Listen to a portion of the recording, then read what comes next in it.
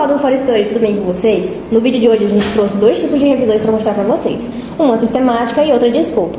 Para avaliar a qualidade do método de estudo, a gente tem dois tipos de checklist. Checklist Prisma, que foi aquele que a gente já foi conversado em outros vídeos, sobre aqueles 27 itens e tudo mais, que ele é para avaliar a sistemática. E aí a gente agora vai usar o Prisma SCR, que ele é uma versão adaptada para avaliar de escopo. Aqui a gente trouxe dois tipos de revisão para vocês sobre o mesmo assunto, sobre depressão em estudantes, para ficar mais fácil de vocês compreenderem. Aí a gente vai mostrar no decorrer do vídeo como foi feita, por exemplo, a pergunta pesquisa de cada um, porque é diferente, eles vão usar métodos diferentes. E aí a gente também vai mostrar para vocês os pontos fortes e fracos de cada um, tá? Então, eu vou falar agora um pouco mais sobre a revisão de escopo. A revisão de escopo, ela serve ali para reunir vários estudos sobre um único tema, só que ela não vai ter, como na sistemática, uma função de avaliação crítica da metodologia desses estudos envolvidos. Só que ela vai ser um pouco mais sistemática do que uma simples revisão de literatura. E o nosso artigo que foi utilizado, ele vai estar disponibilizado no link desse vídeo, e ele foi sobre a prevalência de depressão em estudantes de medicina, uma revisão de escopo. A pergunta de pesquisa ela foi orientada na estratégia PCC, que vai ser bastante utilizada na revisão de escopo, e ela vai ser população, conceito e contexto. A população do estudo foi os estudantes de medicina, o conceito foi a prevalência de depressão em estudantes de medicina e o contexto foi a faculdade de medicina. E a pergunta ficou: qual a prevalência de depressão em estudantes de medicina? Inclusive, tudo isso foi disponibilizado no artigo, eles colocam bem claramente essa estrutura. Falam que foi utilizado o Instituto Joana Briggs, JBI, e o Prisma também, que foi utilizado.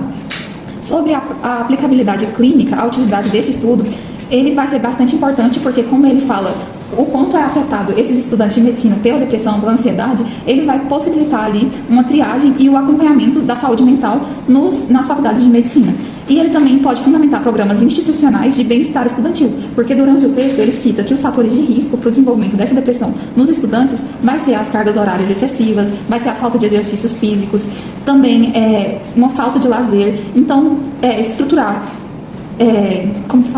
programas nesses fatores de risco seria fundamental para reverter essa situação. E as limitações vai ser porque essa revisão de escopo, ela não mapeia as evidências, mas ela não avalia os vieses de risco. E tem um predomínio de estudos observacionais e tem heterogeneidade metodológica. Tem uma busca restrita também só a duas plataformas, que vai ser a PubMed e a BBS, tem um tempo limitado, que é só de 2010 a 2020, e tem a ausência de síntese quantitativa, porque não tem a meta-análise. E os resultados devem orientar políticas, mas não estimam o efeito causal.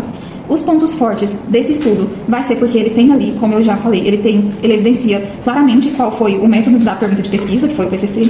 Ele fala lá que foi utilizado o JBI, os descritores ele cita quais são e como foi estruturado através do MESH, e ele fala as duas principais bases de pesquisa, que foi o PubMed e a BBS. Ele fala o período de tempo, que foi de 2010 a 2020, e os critérios que foram definidos, e ele também é bastante transparente como foi escolhidos esses artigos, que inicialmente foram 185. Ele fala os métodos de inclusão e exclusão, que 3 foram excluídos devido a estarem duplicados.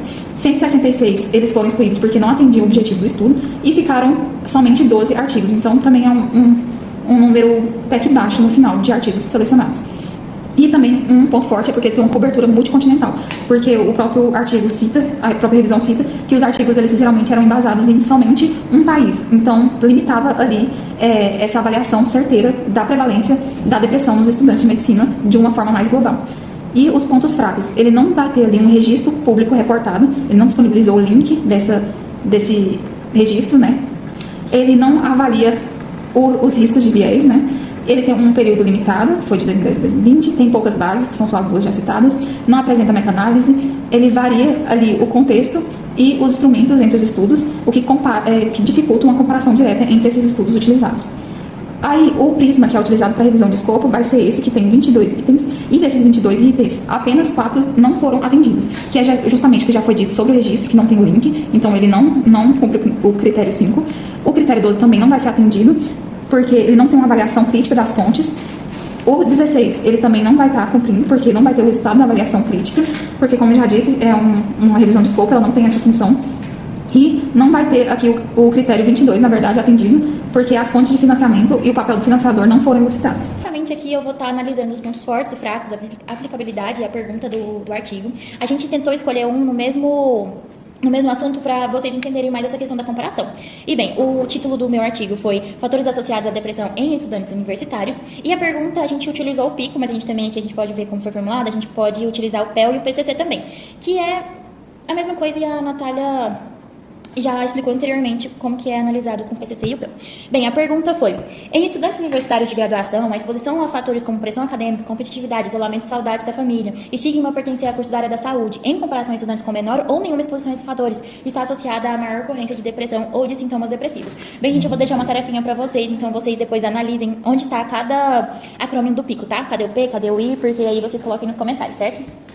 Bem, basicamente essa pergunta ela foi formulada com o objetivo de identificar os fatores associados a esse nível individual, social ou institucional para causando a depressão, no caso, e principalmente essa questão de não buscar estimar o efeito causal único, porque aqui a gente pode ver que tem pressão acadêmica, competitividade, então tem vários efeitos que podem causar o mesmo resultado, entendeu? Basicamente assim que a gente quis formular a pergunta. Bem, aplicabilidade clínica útil para a prática, no caso. Principalmente o artigo ele traz essa questão de monitoramento, triagem, risco de fatores identificados. Essa questão de planejamento, prevenção e promoção em questão do acompanhamento psicológico, grupos de apoio, capacitação docente, principalmente a capacitação docente, porque geralmente é ele que vai identificar como que aquele discente está, entendeu? É ele que vai direcionar para onde o discente tem que ir, como que ele deve ser tratado. Enfim, principalmente essa questão aqui de capacitação. E a priorização de atenção a cursos da saúde, porque, como foi dito aqui na pergunta, são cursos que geralmente eles têm uma pressão um pouco maior, entendeu? Principalmente a medicina, mas a gente também vê em todas as áreas da saúde. Aplicabilidade clínica e as suas limitações. A gente também vai ter aqui, ó, a ausência da avaliação formal do risco de viés, então o artigo ele não vai informar certinho esse viés, essas limitações. Mistura de tipos de estudo, então mistura muito tipo de... se a estratificação era clara, dificultando a interferência. Mistura muito tipos de narração, entendeu? Essa caracterização amostral incompleta não vai ter, a gente vai ver que não tem um fluxograma, então não tem essa questão de figura mais visual. A falta de medidas quantitativas, porque não teve essa questão de análise para o artigo. E essa heterogeneidade temporal, porque a gente vê aqui, ó, que foi entre 2016, a 2024. Então foi um contexto pós-pandemia, então muita coisa mudou até lá, entendeu? Aí a gente também não tem uma análise estratificada nessa questão.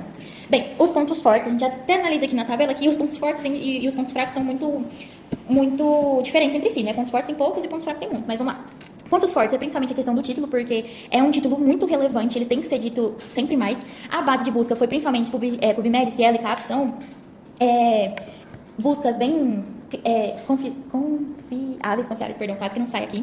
E a gente tem uma triagem um pouco mais abrangente. A síntese temática, que vai orientar ações institucionais, então é como se ela já tivesse lá a intervenção, ela já tá te dando como prevenir tal coisa, que aí a gente já tem aqui a pressão acadêmica, isolamento, estigma e como agir em frente a isso, entendeu? Os pontos fracos vai ser porque a gente não tem protocolo, não tem registro.